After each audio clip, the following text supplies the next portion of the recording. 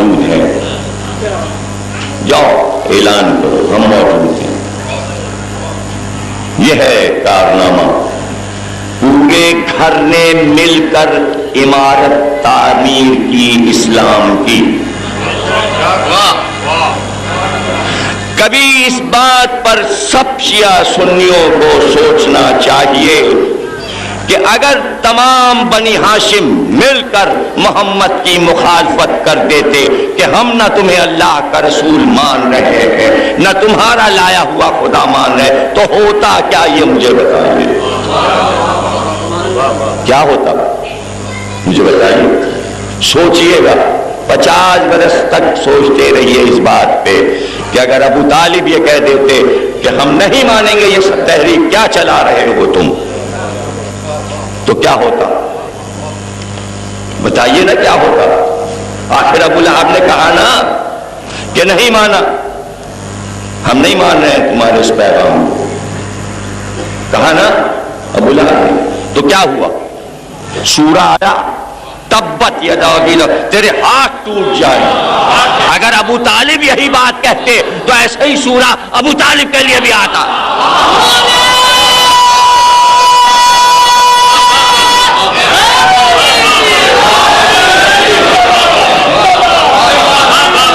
کہیں قرآن میں ایسا سورہ آیا ہے؟ قدرت نے دکھایا کہ غور سے دیکھو کہ سورہ ہم کیوں اتار رہے ہیں۔ دونوں میاں بیوی، دونوں کی مذمت، ہم مالت الحطب، بیوی اور میاں دونوں، اب ہوں چچا اور چچی تو کیا ہے، لیکن اگر اللہ اور نبی کے خلاف کام کر رہے ہیں تو ہم دونوں کو کوسیں گے قرآن میں۔ تو جب ایک برا چچا اور ایک بری چچی ہے تو ایک اچھا چچا اور ایک اچھی چچی بھی ہونا چاہیے۔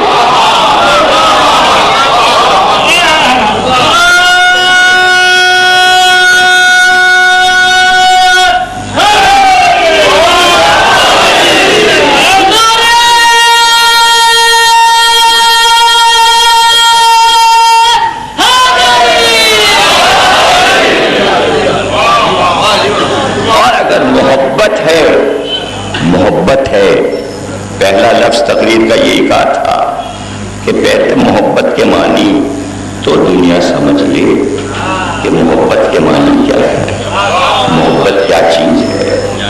جو محبت سرکار کو اپنے چچا سے ملی ہے اور چچی سے جو محبت ملی ہے اس کا تقاضا یہ ہے کہ اگر نبی سے محبت ہے تو ان سب سے بھی محبت کرو جن سے نبی محبت کر رہے ہیں۔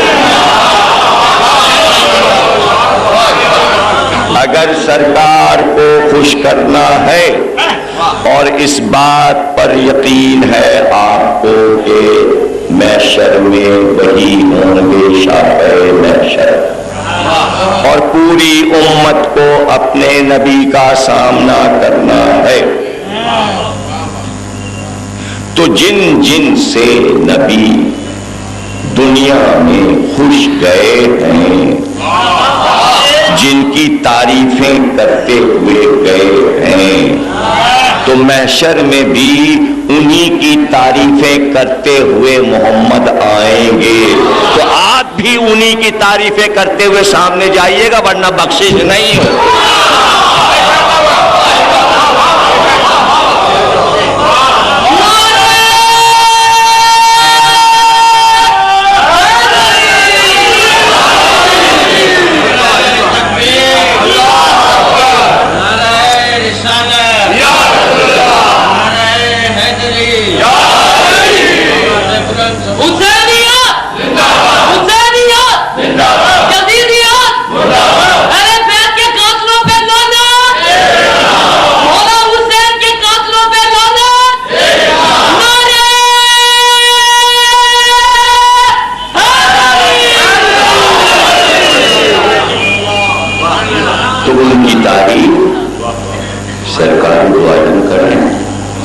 چچا کی تعریف، چچی کی تعریف، دادا کی تعریف، پر دادا کی تعریف، اور اللہ بھی کر رہا ہے، قرآن میں سورے پہ سورے اتار رہا ہے۔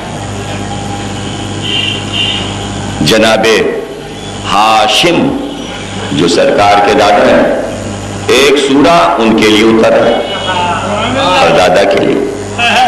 عبد المطلب دادا ہیں، ایک سورہ ان کے لیے، سورہ فیل دادا کی تعریف میں، سورہ قریش پر دادا کی تعریف میں،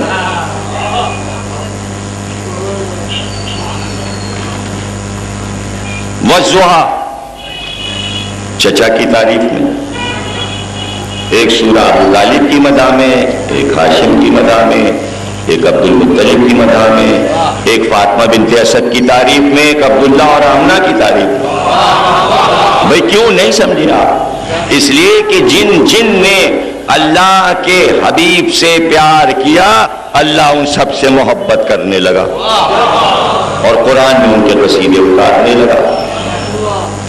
اب مسئلہ یہاں پر آتا ہے، قرآن سے اور سیرت پیغمبر سے ہٹ کے تاریخ کا مسئلہ آتا ہے۔ تاریخ لوگ پڑھتے ہیں، اسی کی روایتیں خطیب، واعظ، ذاکر، عالم بیان کرتے ہیں اور مجموع کا دماغ خراب کرتے ہیں۔ کوئی کچھ کہنے لگتا ہے، کوئی کچھ کہنے لگتا ہے۔ اس میں مسئلہ صرف یہ ہے کہ آپ کی عقل سلیم کیا کہتی ہے۔ روایتیں آپ کے سامنے 10,000 طریقے کی آئیں گی، یہ طریقہ نہیں کہ پہلے جس نے پڑھا پہلے اس کی بات مان لی، پھر دوسرا آ گیا اس کی مانی کا وہ چھوڑا یہ مانا، یہ بددماغی ہے، یہ کم عقلی ہے۔ آپ کا کام ہے کہ اگر آپ کو نبی سے محبت ہے تو ایک محبت کا ترازو لے کر بیٹھا کریں، کانٹے دار جس میں ہیرے تولے جاتے ہیں اور بال برابر کا فرق نہیں ہوتا، وہ عقل کا ترازو ہر وقت اپنے ساتھ رکھیں اور جو روایت سنے اس ترازو میں رکھ کے تولیں، پلہ ادھر ادھر ہو جائے روایت پھینک دیں۔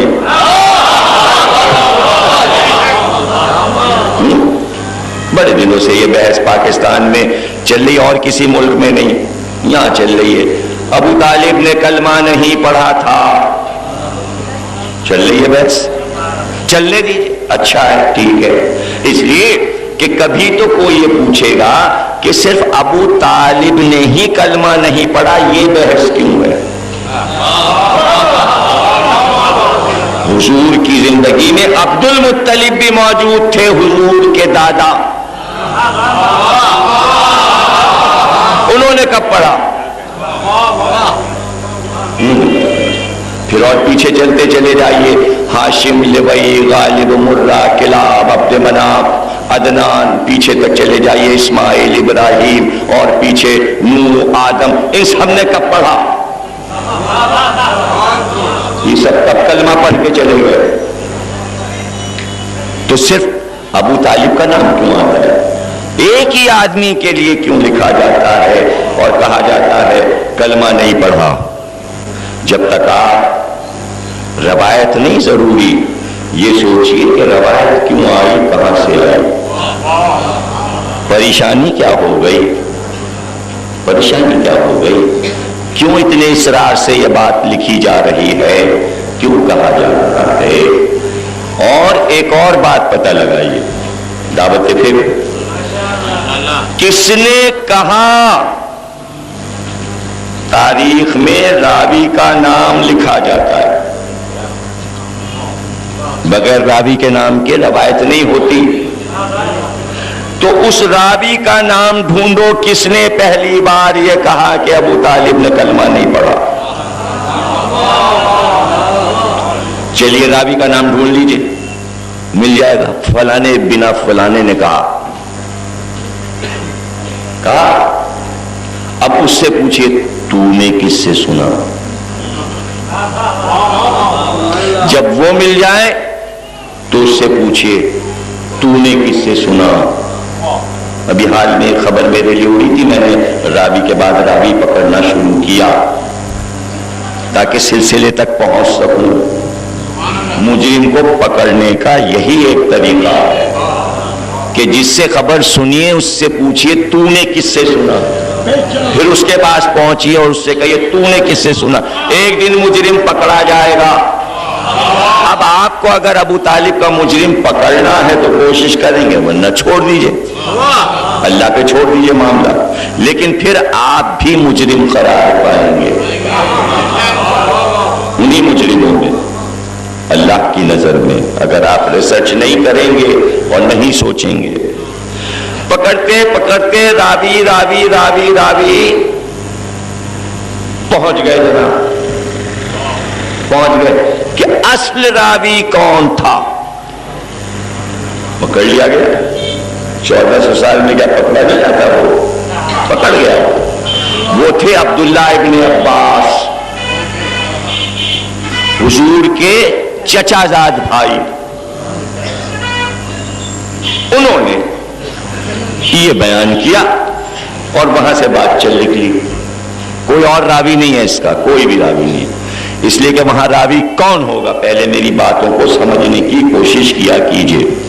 روایت یوں ہے جو چلی اور جس کے بہت سے شاخیں نکل آئیں، وہ معاملہ یوں ہے کہ ابو طالب بستر پہ لیٹے تھے، وفات کا وقت تھا، ابو طالب کے بھائی وغیرہ کھڑے ہوئے تھے، بھانجے بھتیجے سارا خاندان۔ ظاہر ہے کہ جب کسی کا انتقال ہو رہا ہے تو باہر والے تو آ نہیں سکتے، جو لوگ سڑک پہ کھڑے ہیں عادت کو آئے وہ سڑک پہ کھڑے رہیں گے، گھر والے گھر میں بیٹھے ہوں گے نا، وہاں راوی باہر کا کہاں سے آ جائے گا، نہیں آ سکتا نا، گھر کی عورتیں بھی تو اندر ہیں نا، تو باہر کا مرد کیسے اندر آ سکتا ہے؟ اور انتقال کے وقت کیوں آئے گا، کاہے کے لیے باہر کا آدمی آئے گا؟ تو بھتیجے نے رسول اللہ نے ابو طالب کو مخاطب کیا کہ چچا کلمہ پڑھ لیجیے۔ ابو طالب نے ایسے اشارے سے کر کے منع کر دیا کہ میں نہیں پڑھوں۔ یہ ہے کل روایت آپ کے سامنے آ گئی، یہی سب نے لکھا۔ اسی پہ کہتے ہیں کہ نہیں پڑھا جو اصرار ہے، یہ پہلا آدمی ہے جس نے منع کر کے کہا نہیں پڑھوں گا، اور یہ پہلا آدمی ہے جس سے محمد نے کہا پڑھو۔ اس طرح کسی سے کہا ہی نہیں محمد نے۔ کیوں؟ اب اس روایت کی ایک ایک چیز چیک کیجیے۔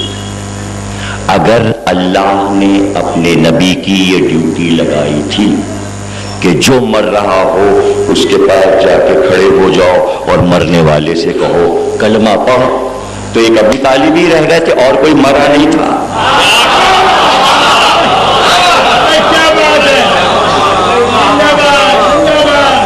اب دیکھیے اصلی روایت میں اور نقلی روایت میں سب سامنے کھل کے آ جاتا ہے۔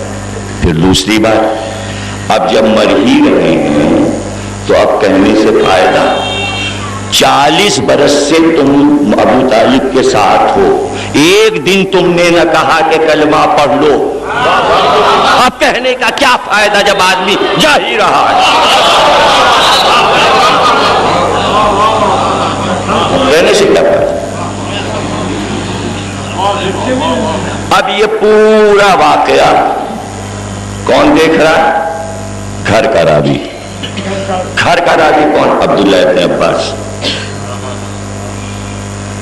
عباس بن عبد المطلب کے بیٹے۔ پتہ لگایا گیا کہ بھائی یہ عباس بن عبد المطلب دیکھ رہے تھے یہ واقعہ، کتنے بڑے تھے جب ابو طالب نے انتقال کیا؟ پتہ لگایا گیا 6 سال کے تھے۔ راوی 6 سال کا مانا جا رہا ہے، دعوت ذوالعشیرہ میں 12 سال کے علی کی صداقت نہیں مانی جا رہی، وہ بچے تھے تو یہ بچے نہیں ہیں۔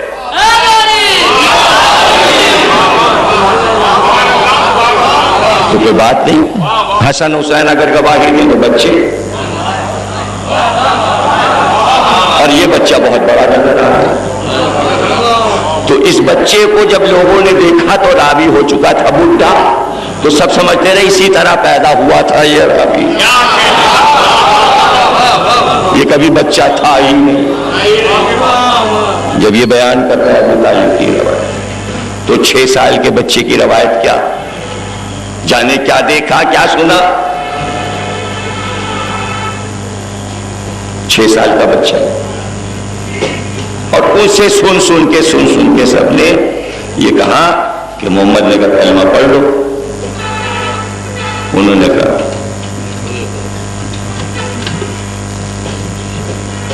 اور اس کے بعد انتقال ہوا۔ اب ہیں ان کے والد، یہ تو تھے 6 سال کے، اور حضور کے چچا عباس بن عبد المطلب، ان کی روایت کسی نے مشہور نہیں کی جو میں اب پڑھنے جا رہا ہوں۔ 6 سال کے بیٹے کی چل رہی ہے، ARY ٹی وی پہ بھی چل رہی ہے، QTV پہ بھی چل رہی ہے، اور جو باپ کہہ رہا ہے وہ کسی ٹی وی پہ نہیں چل رہا۔ وہ کیا کہہ رہے ہیں؟ وہ کہہ رہے ہیں، عباس بن عبد المطلب کہہ رہے ہیں جب محمد نے کہا اپنے چچا سے وقت وفات کلمہ پڑھ لیجئے،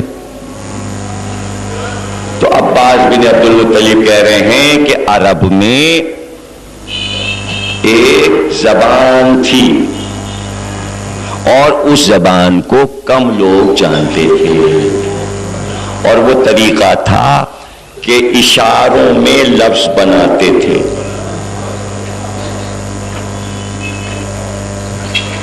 اب جو جانے گا علم وہ سمجھے گا، اور جو استعمال کرے گا وہ جانے گا۔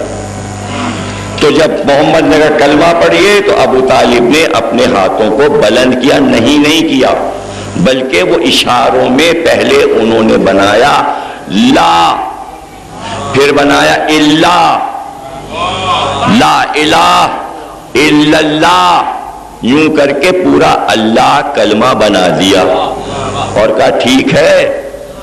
بھتیجے نے کہا صحیح، اشاروں میں ساری باتیں ہوئی۔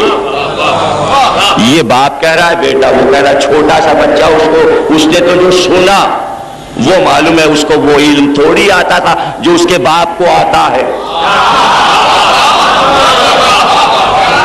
پڑھا کہ نہیں ابو طالب نے کلمہ پڑھا؟ آپ کہتے رہیے، پھر بھی نہیں مانیں گے کہ نہیں پڑھا، تو اب ہم اس کا کیا کریں؟ پڑھوا دیا نا میں نے کلمہ ابو طالب، پھر بھی نہیں مانیں گے، اس لیے کہ بچے کی سب مانیں گے، بڈھے کی نہیں مانیں گے۔ جو باپ کہتا ہے ان کا پڑھا اشارے سے۔ اب یہ بحث کیجئے کہ اشارے سے کیوں پڑھا، چلا کے کیوں نہیں پڑھا، اشارے سے کیوں پڑھا؟ اشارے سے اس لیے پڑھا کہ صرف چچا بھتیجے کی بات تھی، بھتیجا یہ چاہتا ہے کہ چچا پڑھ دے، چچا نے بھتیجے کو بتا دیا یہ ہے لا الہ الا اللہ، چلا کے کیوں نہیں پڑھا؟ اس لیے کہ جب کہا محمد نے کہ پڑھو، تو جتنے کافر رشتہ دار کھڑے ہیں ابو لہب وغیرہ، وہ ابو طالب سے کہہ رہے ہیں کہ کیا تم ہمارے باپ دادا کے دین پہ نہیں ہو؟ اب دوسرا سوال ہو گیا، یعنی باپ دادا کے دین پہ نہیں ہو؟ اگر ابو طالب کہتے ہیں ہاں باپ دادا کے دین پہ نہیں ہے، محمد کے دین پہ، تو جیسے ہی وفات ہوگی ابو طالب کی، یہ سارے مل کے وہی محمد کو حلال کر دیں گے۔ ابو طالب کو یہ معلوم تھا کہ ابھی قتل ہو جائے گا محمد اگر میں نے کلمہ پڑھ لیا، اور یہاں تھی منزل دوسری، وہ یہ سمجھ رہے تھے کہ ہمارے باپ دادا جو تھے ان کا دین الگ تھا۔ یہ ابو لہب کی فکر ہے، چونکہ فکر لایا ہے باہر سے، اسے گھر کی فکر ہی نہیں ہے، وہ باہر کی فکر لے کے گھر کے اندر آ گیا، ورنہ جو محمد کا دین ہے وہی ان کے باپ دادا کا بھی دین ہے۔ باپ دادا میں آتے ہیں ابراہیم اور اسماعیل، اور دین ان کا سب کا تھا تقیے میں۔ اگر بظاہر دین ہوتا تو پورا مکہ اس دین کو مان رہا ہوتا، اس کو تازہ کیا محمد نے اپنے باپ دادا کے دین کو. لا الہ تو تھا ہی، اللہ تو تھا ہی، پہلے سے تھا، لیکن گھر والوں ہی کو معلوم تھا، باہر والوں کو نہیں معلوم تھا.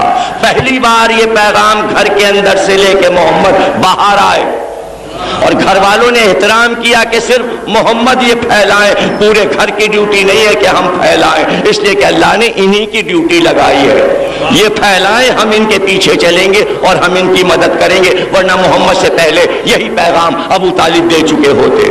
اس نہیں تھا ابو طالب کو کہ آپ اعلان کیجئے، جب تک آپ کا بھتیجا اعلان نہ کرے سب لوگ چپ رہے، اس لیے کہ محبوب اس کو بنایا ہے، سب محبوب نہیں ہے.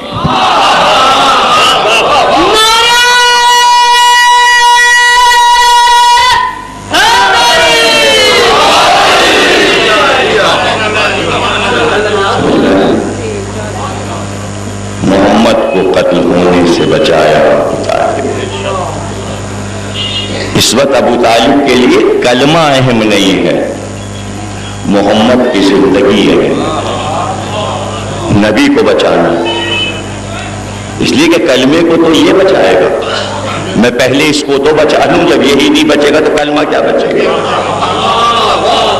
تو اب اسی پہ مزید ہے کہ ابو طالب نے کلمہ کیوں نہیں پڑھا. ارے بھائی یہ کہو کہ کلمہ نہیں پڑھا، محمد کو تو بچا لیا کافروں سے. سوچنے کی بات ہے، اگر ابو طالب نہیں بچا رہے تو کیا ہوگا. اس لیے کہ ابھی تو کوئی مددگار آیا ہی نہیں بچانے والا، بعد میں تو سب بچائیں گے، محافظ اور پروانے بن جائیں گے. اس وقت کی بات کرو جب محمد اکیلے ہیں اور سوا بوڑھے چچا کے بچانے والا کوئی نہیں ہے. کیا سوچ رہے ہیں آپ؟ کیا مکے کے کافر محمد کو قتل نہیں کرنا چاہتے تھے؟ ایسا ویسا انتظام تھا. کھل کے کہہ رہے تھے کہ ہمارا ایک لڑکا ہے خوبصورت سا، وہ لے لو، محمد کو ہمیں دے دو. ابو طالب نے کہا واہ واہ واہ، تمہارا کافر بچہ لے کے ہم پالے اور تم ہمارے محمد کو قتل کر دو، ہمارے گھر کے چراغ کو بجھا دو. تو ابو طالب کا یہی کلمہ دیکھ لیجئے کہ تمہارے کافر بچے کو لے کے پالے. کافر کافر کو کافر کہتا ہے یا نہیں یہ بتائیے. یہ چھوٹے چھوٹے جملے ہیں، تاریخ کے مستند جملے ہیں، ان پہ غور کرنا چاہیے، اس پہ سوچنا چاہیے. اور سب سے بڑی بات مسلمانوں کو یہ سوچنا چاہیے کہ ہم جب جائیں گے محمد کے سامنے تو کیا وہاں پہنچ کے اتنی ہمت ہے کسی مسلمان کی، کتنا ہی بڑا مسلمان کیوں نہ ہو، محشر میں محمد کے سامنے ہمت رکھتا ہے یہ کہنے کی آپ کا چچا ابو طالب کافر ہے. سوچ لے مسلمان، تو پھر اس سے بہادر کوئی مسلمان نہیں ہے جو محمد کے سامنے بدتمیزی کر کے نکل جائے. پھر آپ اسی کو بہادر کہیں گے اور سمجھیں گے جو محمد سے بدتمیزی کرے. یہ بدتمیزی کی بات ہوئی کہ نہیں ہوئی؟ ہم آپ کے چچا کو کہہ دیں کافر، آپ کے باپ کو کہیں کافر، آپ لڑیں گے کہ نہیں مجھ سے لڑیں گے یا خوش ہوں گے؟ لڑیں گے تو آپ لڑیں گے تو محمد کیا کہیں گے؟ نکال باہر کر دیں گے، کھڑے نہیں ہونے دیں گے. ہمارے بزرگوں کو گالیاں دیتے ہو.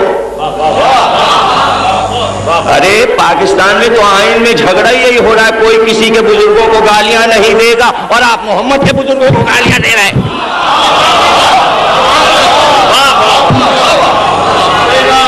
کون ہے کون ہے؟ اس کو پکڑا جائے، اس کو مجرم قرار دیا جائے جو اشتاق پیغمبر کو برا کرے. سب سے بڑا آئین میں، پاکستان کے اسلامی آئین میں یہ لکھنا چاہیے یہاں سے ادب شروع ہوگا. جب تک آپ محمد کے ماں باپ چچا بزرگوں کا احترام نہیں کریں گے آپ کے بچے کبھی اپنے بزرگوں کا احترام نہیں کریں گے. آپ کو یہ سکھانا ہے، یہی ایجوکیشن کا فارمولہ ہے، کورس میں یہی پڑھاؤ. اگر یہ سب پڑھاؤ گے غلط سلط باتیں تو بچہ سوچے گا جب محمد کے ہی بزرگ اچھے نہیں تھے تو ہمارے بزرگ بھی خراب ہیں جو ہمیں ان باتوں سے منع کرتے ہیں اور اس کی دعوت دیتے ہیں۔ آداب اخلاق یہ ہیں کہ بات یہاں سے شروع کی جائے کہ حضرت ابراہیم کے باپ کافر نہیں تھے اور آزر ابراہیم کا باپ نہیں ہے، تعارف ہے ابراہیم کے باپ کا، اور کبھی نبی کسی کافر سے نہیں پیدا ہوتا، نبی کے ماں باپ کافر نہیں ہوتے، اور اگر آپ کو نظر آ رہے ہوں تو یہ قدرت کا ایک پردہ ہوتا ہے، اسی کو تقیہ کہتے ہیں۔ جب بچے کی جان بچانا ہوتی ہے تو قدرت ایسا انتظام کرتا ہے کہ کافر فرعون کے گھر میں آسیہ جیسی بیوی کو پلواتا ہے تاکہ موسیٰ پل سکے۔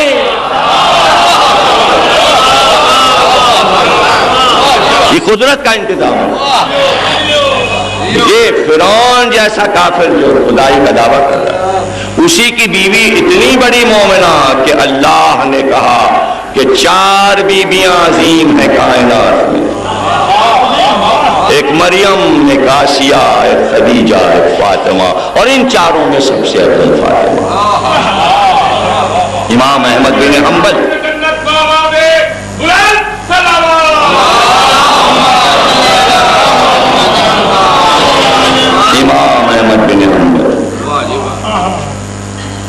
سب کتابیں مستند کتابیں ہیں، مستند راوی ہیں، مستند شخصیات ہیں، ان کی باتوں کو پڑھیں اور دنیا والے مانیں، اور کم از کم میڈیا پر تو ایسی باتیں نہ بیان کی جائیں، اور بزرگ لوگ بیان کریں تو افسوس ہوتا ہے۔ اور لوگوں کو دیکھ لیجیے، ابھی یہودیوں کے بھی تو نبی موسیٰ ہیں اور عیسائیوں کے نبی عیسیٰ ہیں۔ کبھی سننے میں آیا کہ عیسائیوں نے کہا ہو کہ عیسیٰ کے باپ دادا اور پردادا جو تھے، پرنانا سگڑ نانا، کوئی کافر تھا، کلمہ نہیں پڑھا تھا؟ یہ ساری بحث کلمے کی یہیں پاکستان میں ہے اور دنیا میں کہیں بھی نہیں ہے، اس لیے کہ جتنے کلمے چوک بنتے جائیں گے اتنی کلمے کی بحث بڑھتی جائے گی۔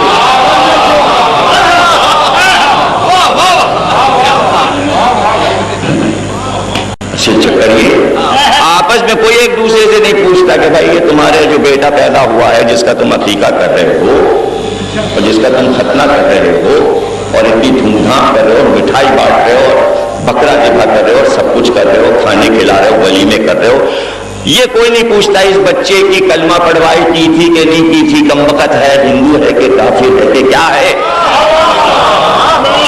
یہ کیا بات ہے؟ پیدا ہو گیا کلمہ نہیں پڑھا، کسی پاکستانی بچے کو کلمہ نہیں پڑھوایا گیا اور عقیدے کروا دیے گئے۔ ہم نے آج تک کوئی کارڈ چھپا ہوا نہیں دیکھا کہ کسی نے کارڈ چھاپا ہو کہ آج میرے بچے کی کلمہ پڑھوائیے، آپ لوگ تشریف لائیے گا، سب کے سامنے میرا بچہ کلمہ پڑھے گا۔ جو اصل رسم ہے وہ ہو نہیں رہی، عقیدے کا کیا فائدہ اور ختنے کا کیا فائدہ؟ اور کوئی پوچھتا بھی نہیں۔ ایک دوسرے سے نکل کے پوچھا کیجئے آپ نے کس سن میں کلمہ پڑھا تھا، اور آپ نے کس سن میں؟ انگریزوں کے دور میں پڑھا تھا، 47 میں پڑھا تھا، پاکستان بننے کے بعد پڑھا تھا کہ پاکستان سے پہلے پڑھا تھا؟ سب ایک دوسرے سے گلے ملا کریں، عید بقرعید کو پوچھا کریں کلمہ آپ نے کس سن میں پڑھا، ذرا بتائیے گا ہم لکھ لیں۔ اتنے وزیر اعظم، صدر، فلانے فلانے کے انٹرویو ہوتے ہیں، کوئی رپورٹر نہیں بھی پوچھتا ہے ذرا یہ بتائیے آپ نے کس سن میں کلمہ پڑھا۔ صرف ابو طالب سے پوچھیں گے سارے مسلمان کے کلمہ پڑھا کہ نہیں پڑھا، اور ہر ایک سے نہیں پوچھا جا رہا ہے کہ کلمہ پڑھا کہ نہیں پڑھا۔ یہ کیا بات ہو، یہ کیا بات ہو؟ اور اس کا جواب کیا ہے؟ ہو سکتا ہے کوئی تھوڑا سا عقل مند ہو تو کہہ رہے کیسی باتیں کرتے ہیں آپ، جو بچہ مسلمان گھرانے میں پیدا ہوا ہے اس کی کلمہ پڑھوائی کیوں ہو؟ تو بھائی پھر کیوں نہیں کہتے کہ محمد کس گھرانے میں پیدا ہوئے ہیں؟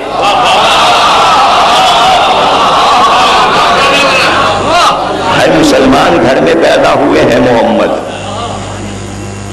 اسی لیے محمد کے لیے نہیں پوچھا جاتا کہ رسول اللہ نے کب کلمہ پڑھا۔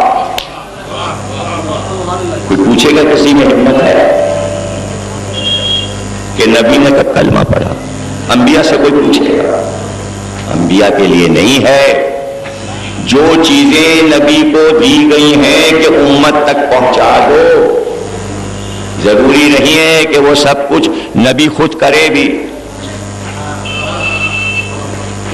اس کا اسٹیٹس امت سے بلند، اس کے لیے کچھ اور کام ہے، اس کو اس سے بڑھ کے کام کرنی ہے۔ آپ سے کہے گا 5 وقت کی نماز پڑھ لو، وہ رات بھر پڑھے گا، آپ کیا نبی کا مقابلہ کریں گے؟ آپ سے کہا جائے گا 1 اونٹ زکات میں دے دو، وہ 10,000 اونٹ زکات میں دے دے گا، وہ راتوں دن زکات دیتا رہے گا۔ سمجھ رہے نا؟ تو اس کا اسٹیٹس بہت بلند ہے، تو گھر والوں کا اسٹیٹس بھی بہت بلند ہے۔ یہ چھوٹا سا کام ہے جو آپ ابو طالب کے لیے پوچھتے ہیں کلمہ پڑھا کہ نہیں پڑھا۔ بڑے بڑے کام پوچھیے کہ ابو طالب نے کیا کام کیے۔ ابو طالب سے یہ پوچھا کرو محمد کو تم نے بچا کیسے لیا، یہ بتاؤ۔ بس ایک بات ابو طالب سے پوچھا کیجیے، بس ایک بات۔ اتنا مشکل کام کائنات کا جو انبیاء کے اختیار میں بھی نہیں، وہ کام آپ نے کیا کیسے، یہ بتا دیجئے۔ بس کلمہ نہیں پوچھنا چاہیے ابو طالب سے، یہ پوچھنا چاہیے یہ بتائیے کہ یہ پورا عرب محمد کو نبی ماننے کیسے لگا ابو طالب؟ یہ کون سی تربیت آپ نے بچے کو دی تھی کہ محمد اپنی بات منوا کے رہے؟ یہ پوچھا کیجیے ابو طالب سے کہ جب بڑے ہوئے محمد اور کھانا کھانے لگے تو آپ کی پلیٹ میں بیٹھ کے کھاتے تھے، کیا نبوت کافر کی پلیٹ میں ملا کے کھانا کھا سکتی ہے؟ یہ ہیں سوالات جو ابو طالب سے پوچھے جائیں۔ کیسے پالا آپ نے، کیسے پرورش کی، کیسے آپ نے عبادت کی، کیا طریقہ کار تھا؟ کافر تو البتہ پیچھے لگے ہوئے تھے کہ قتل کر دیں، ذبح کر دیں، کیا انتظام آپ نے کیا ہوا تھا؟ پھر دیکھیے ایک رسالت کی پوری کتاب ہے جو ابو طالب کتاب کو کھول کے آپ کے سامنے رکھ کے رسالت کی سوانح حیات سنائیں گے۔ تم کو کیا پتا میں نے یہ سارے کام تنہا کیسے کیے؟ ابھی تو میرے بچے چھوٹے تھے لیکن میں نے ان کو بھی اپنے ساتھ ڈیوٹی پہ لگا دیا۔ جو بڑے بڑے جوان نہیں کر سکتے تھے وہ کام میرے بچے کیا کرتے تھے۔ 1 گھنٹہ تو ہو گیا، 1 گھنٹہ ہو گیا ہے لیکن تقریر تو اب مزے پہ آئی۔ اب سننا ہے آپ کو یا کل ہی سے پھر دوبارہ ابو طالب سے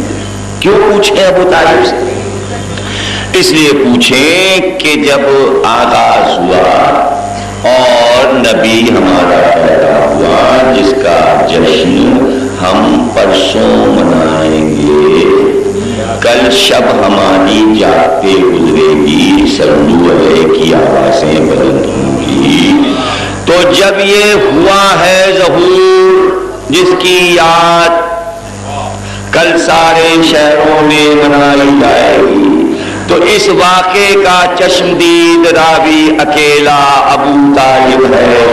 یہ عید میلاد النبی سنت ابو طالب ہے۔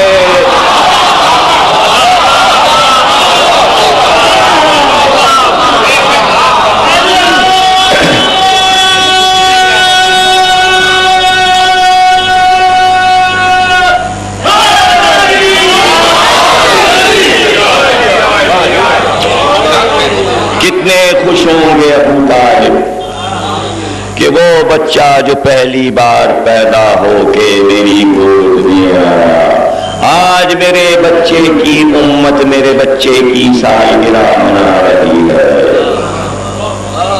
سب سے زیادہ ابو طالب خوش ہوتے ہیں جب ہرے ہرے جھنڈے اٹھتے ہیں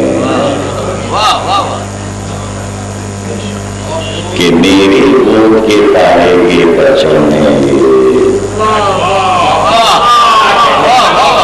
خوش ہونے والا مکے میں ایک ہی تھا، ورنہ سب تو جلنے والے تھے۔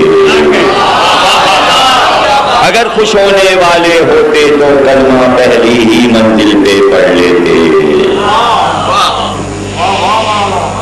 اور اسے کوئی شکایت نہیں کرتا کہ اتنی دیر میں آپ نے کلمہ کیوں پڑھا، آپ اتنی دیر میں کیوں آئے، آپ دوسرے نمبر پہ کیوں آئے، آپ چوتھے نمبر پہ کلمہ پڑھنے کیوں آئے، آپ سب پہلے ہی نمبر پہ آپ لوگ کیوں نہیں آ گئے تھے، سوچ سوچ کے کیوں آئے۔ یہ بھی تو سوالات ہیں۔ سوال کرو تو ہر طرح کے سوال کرو، اور پھر یہ بھی سوال ہو کہ قرآن میں اللہ یہ بھی کہہ رہا ہے زبان سے تو پڑھ لیا تم لوگوں نے، دل سے نہیں پڑھا۔ تو سب سے یہ بھی پوچھا کیجئے کلمہ پڑھنے والوں سے، سرکار آپ بتائیے اعلیٰ حضرت آپ بتائیے، دل سے پڑھا تھا آپ نے یا صرف زبانی پڑھا تھا؟ قرآن کی آیت کی روشنی میں پوچھنے میں کیا ہے؟ جب آپ ابو طالب سے پوچھ سکتے ہیں کہ پڑھا کہ نہیں پڑھا، تو سب سے پوچھا کیجئے، جتنے بھی طریقے کے سوال ہیں سارے پوچھا کیجئے۔ اس سے تو لطف آئے گا اور رنگ آئے گا، ہسٹری میں بھی رنگ آئے گا، ذکر میں، فکر میں، واعظ میں، تقریر میں رنگ آئے گا، ذکر آگے بڑھے گا۔ تو پوچھیں ابو طالب سے یہ کہ بھائی آپ نے یہ انتظام کیسے کیا، قتل ہونے سے اپنے بھتیجے کو کیسے بچایا؟ کہا ہم نے کئی مکان بنوا دیے تھے ایسی ایسی جگہوں پر جہاں کافر پہنچنے نہ پائے، اور ہر مکان پہ ہم نے ڈیوٹی لگائی تھی، کوئی نہ کوئی نگرانی کرتا تھا تاکہ کافروں کو یہ پتہ نہ چلے کہ اس وقت کہاں سو رہے ہیں اور کہاں آرام کر رہے ہیں۔ پہلے تو 40 برس کی عمر تک آرام سے گھر سے نکلے غار حرا پہ چلے گئے، چونکہ کوئی فکر اور ذکر تھا ہی نہیں، اس لیے کوئی دیکھتا ہی نہیں تھا کہ محل بنی ہاشم سے یہ کون نکل کے پہاڑی پہ جا رہا ہے، کون بھیڑیں چلا رہا ہے صحرا میں۔ محمد موجود ہے اور 40 برس کی عمر تک پورے مکے کے کافروں کی نظر سے غیب میں ہے، حالانکہ سامنے ہے۔ تو کبھی کبھی محمد سامنے ہوتا ہے مگر نظر نہیں آتا، غیب میں چلا جاتا ہے۔ محمد کے لیے غیب بھی ہے اور ظہور بھی ہے، سمجھ رہے نا؟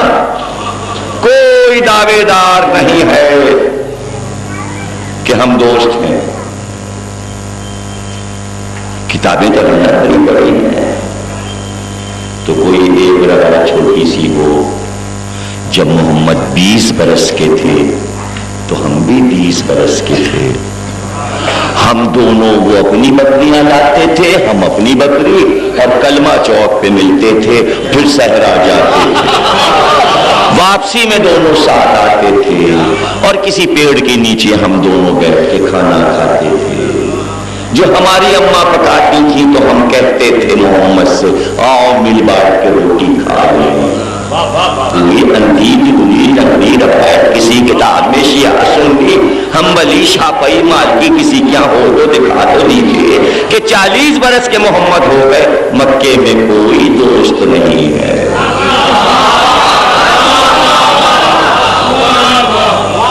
ہے نہیں، کہاں؟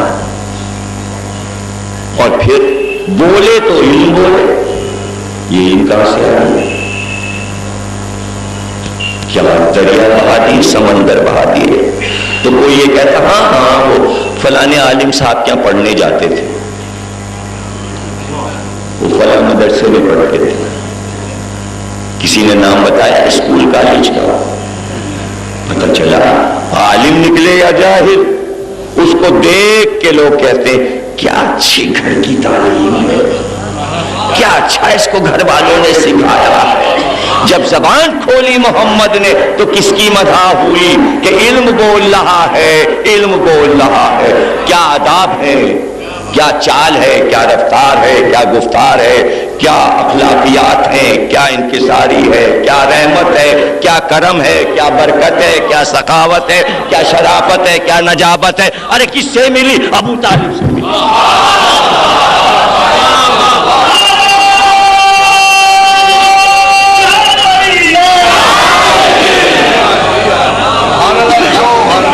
کوئی دعوے دار گئے چلے گئے، لیکن جب کہا قولوا لا الہ، اب سب نے پہچان لیا یہ تو عبداللہ کا یتیم ہے، عبد المطلب کا پوتا ہے، یہ ابو طالب کا بھتیجا ہے۔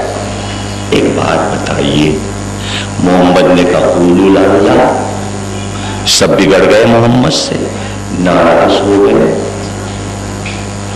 ہوا نا سب آپ کی نظر میں سنا ہوا پڑا ہوا کہ حشر کیا ہوا؟ چاروں طرف سے مکے والے نکل آئے، پتھر مارنا، یہ کرنا، وہ کرنا، اوجڑی پھینکنا، گھیر لیا۔ تو جب کہا تو یہ بتائیے قسم کھا کے ہاتھ میں قرآن لے کر کہ محمد نے جب یہ سب کہا، ان کے بتوں کو برا کہا، تو سارے کافر شکایت لے کے کس کے پاس گئے تھے؟ کرتے رہیے بابا، پانی پینے دیجیے آپ لوگ۔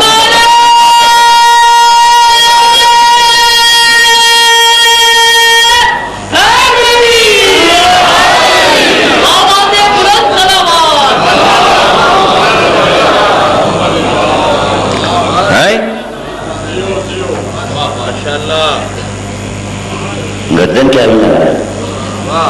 ہم امیاں اتنی بابا کرتے کہ یہ شامیانے اڑنے لگتے۔ ایسی تقریر کر رہا ہوں لیکن مزے لے لے کے بس، میں بھی ایسے ہی بیٹھ جاؤں تو اپنا مزہ خراب نہیں کرنا، ہلیں گے نہیں، منہ نہیں ہلائیں گے، مزہ خراب ہو گیا۔ مزہ دیتے رہو، مزہ دیتے رہو۔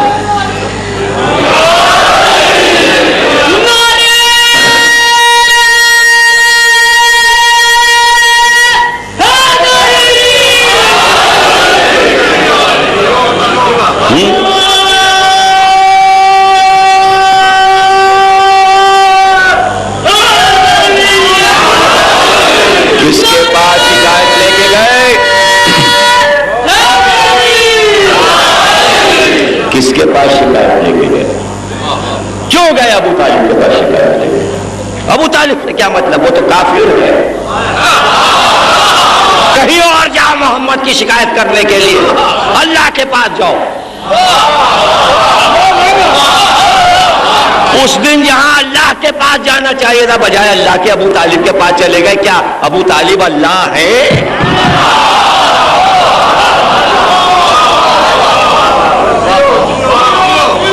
ابو طالب سے کیا جھگڑا؟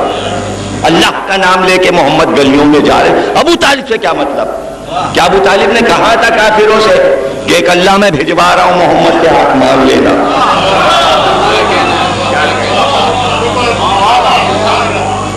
کہا تھا ابو طالب نے یہ بھجوا رہا ہوں، مان لینا مکے والوں؟ ابو طالب تو چپ اپنے گھر میں بیٹھے، یہ کاہے کی شکایت لے کے آئے؟ کیا کریں ابو طالب اس میں؟ کیا کہیں بتائیے؟ تو کیا کہا یہ بتا دیجئے، کیا کہا؟ ابو طالب نے کیا کہا کہ اچھا پوچھتا ہوں بھتیجے سے. ابھی کہہ دیجئے بچہ ہے سمجھا دوں گا, سب کو واپس کر دیجئے. اچھا میں پوچھتا ہوں. یہ تو بات اس وقت کہی جاتی ہے کہ جب بزرگ کی شکایت ہو تو بیٹا کہتا ہے میں ابا سے پوچھ لوں پھر بتاتا ہوں. اس کے معنی اب جب سے لا الہ کی بات کی ہے محمد نے, اب ابو طالب بھتیجے کو بچہ نہیں بزرگ سمجھتے ہیں. میں پوچھ لوں, پوچھتا ہوں. میں گئے کہا کہ بھئی وہ سب لوگ آئے یہ کہہ رہے ہیں یہ چھوڑ دو کہنا تو ہم تمہیں اپنے قبیلے کی لڑکیاں دیں گے, آپ کر دیں گے تمہارے ساتھ, اور جتنی دولت کہو دیں گے. تم کیا کہتے ہو؟ تم کیا کہتے ہو؟ اچھا اس میں کیا حرج تھا؟ ابو طالب کہتے ہیں ہاں مجھے بہت سی بہویں چاہیے اور دودھ بھی لاؤ, میں بھتیجے سے چھڑوا دوں گا یہ کلمہ کہنا. اس کلمے میں کیا رکھا؟ اس سے بہتر بیویاں ہیں اور دولت ہے. دو ہی چیزوں کی تو کمی ہے ابھی محمد کے پاس, نہ بیویاں ہیں نہ دولت.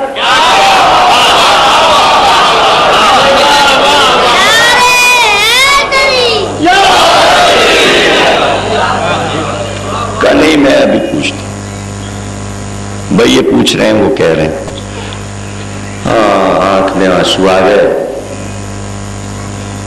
کہنے لگے چچا ان سے جا کے خود جا کے کہہ دیجیے. چچا سے کیا کہہ رہا ہوں, پورا لشکر آپ سے لڑنے آیا ہے. چچا سے کہہ رہے ہیں آپ جا کے کہہ دیجیے, آپ خود جا کے کہہ دیجیے. جائیے ان سے کہہ دیجیے چچا ایک ہاتھ پہ یہ سورج رکھ دیں اور ایک پہ چاند رکھ دیں, جب بھی میں یہ کہنا نہیں چھوڑوں گا قولوا لا الہ, کہہ دیجیے ان سے جا کے. چچا آپ کہہ دیجیے. یہ چچا سے کیوں کہلوا رہے ہیں آپ؟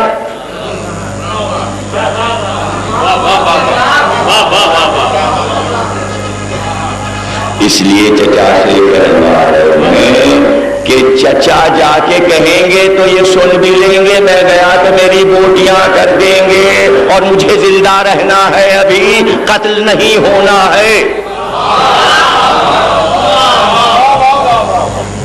آپ جا کے کہہ دیجیے, جا کے کہہ دیا. میرا بھتیجا کہہ رہا ہے کہ وہ قولوا لا الہ کہنا نہیں چھوڑے گا. وہ کہہ رہا ہے ایک ہاتھ پہ سورج لا کے رکھ دو اور ایک پہ چاند رکھ دو, تب بھی میں نہیں چھوڑوں گا. چلے گئے سب چلے گئے. کیوں؟ اس لیے کہ انہیں امید تھی کہ ابو طالب ہمارا ساتھ دیں گے اور بھتیجے کو ڈانٹیں گے اور کہیں گے چھوڑو یہ سب کہنا. وہ سوچنے پہ مجبور ہو گئے, بار بار یہ سوچتے تھے کیا واقعی ابو طالب محمد کا ساتھ دے رہے ہیں. اسی پھیر میں مکے کے کافر پڑے رہے.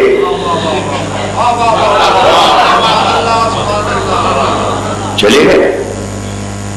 اب یہاں پر ابو طالب کی بات تو ہو گئی, اب ہم ابو طالب کے بھتیجے کے جملے پہ غور کریں. انہوں نے کہا دولت دیں گے, لڑکیوں سے نکاح کر دیں گے. آفر دو تھی, دو کے جواب میں محمد نے دو باتیں کہی, آفتاب لا کے رکھ دو اور مہتاب لا کے رکھ دو. یہ کافروں کے امکان میں ہے, پھر کیوں کہا؟